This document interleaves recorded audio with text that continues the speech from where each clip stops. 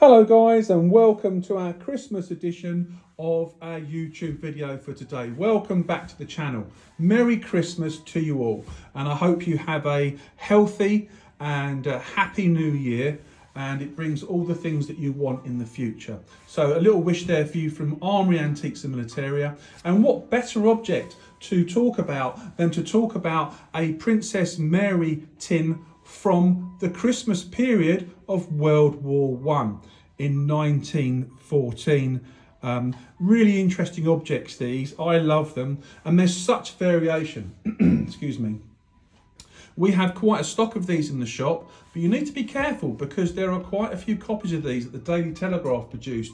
I think it was in the 90s or 2000, around that time. So just be careful of those. But they're quite easy to spot. So you see them on social media platforms and all sorts. But we have all genuine ones in the shop. And we've got some really interesting Christmas cards inside them, the original cards. We've got ones with the original tobacco, cigarettes, all sorts in them. So we've got lots of tins. This one's a particularly nice one because it's not over cleaned, and it's got really good detail with the alloys around the edge, and more importantly, no splits on the edges, and a really nice object, eh? Let's open it up. So we've got the card inside.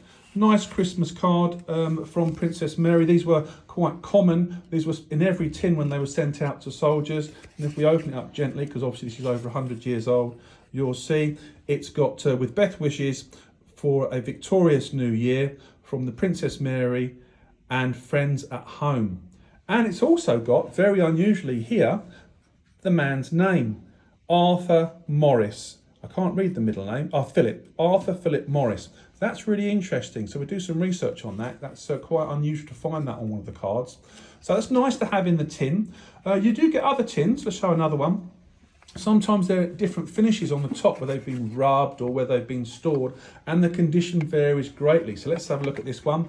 Yeah, looks all right.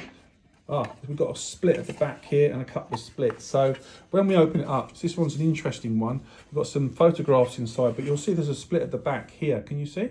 And that's where people sat on them or they've been stored badly, but still a nice tin. And what makes it nice, if I move this other one out of the way, is inside this particular tin, we've got a picture, which is very nice. And of course, we've got the card again, which is not named, unlike the other one. Nice thing to have a picture of the sweetheart or whatever from World War One.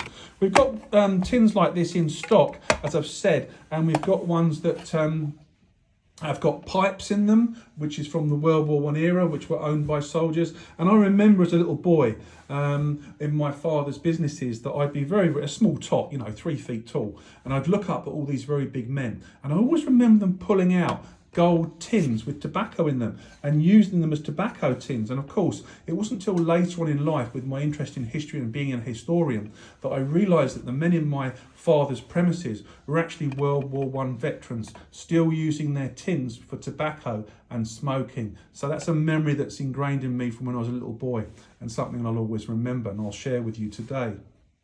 So, Merry Christmas to you all. This is a Christmas tin from 1914, as it says on the front here. And we've got the allies around the edges, which I've pointed out before, and Princess Mary in the middle.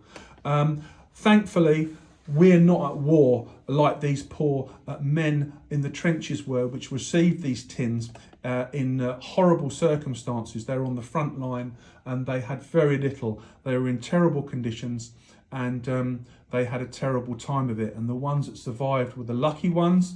Many men obviously didn't survive, but they had a little bit of comfort in some cigarettes, a Christmas card, and some other bits and bobs they could swap from the tin, perhaps with different foodstuffs or other items. Hence why these tins more than often are empty, because obviously they've used all the contents. Be careful of the contents. eBay is full of fake contents, and lots of people will put that in an original tin and fob it off or try and pass it off as original. Be very careful. You look at eBay yourself, you'll see it's full of fake stuff to go in these tins, so be careful. What you want is nice original ones with original contents, if you want contents, that is, that have come straight from a family and not been made up. Anyway, from Armoury Antiques and Militaria, myself and my wife, we wish you a very, very Merry Christmas, a happy and a healthy new year. We wish you the best of luck. We look forward to seeing you in the new year at our antique shop here at Armoury Antiques and Militaria, and we may have lots of news for you in the new year. Armoury Antiques and Militaria are always developing, we're always doing new things, new projects, and we may have some interesting news for you in the new year. Wait and see. We will share it with you once we are sure with what we're going to do and how we're going to do it. In the meantime, Merry Christmas, guys. Raise a glass to you, stay healthy, and God bless these men that gave their lives during World War I, and we have the objects that they carried during that terrible time in Christmas 1914. Thank you, guys.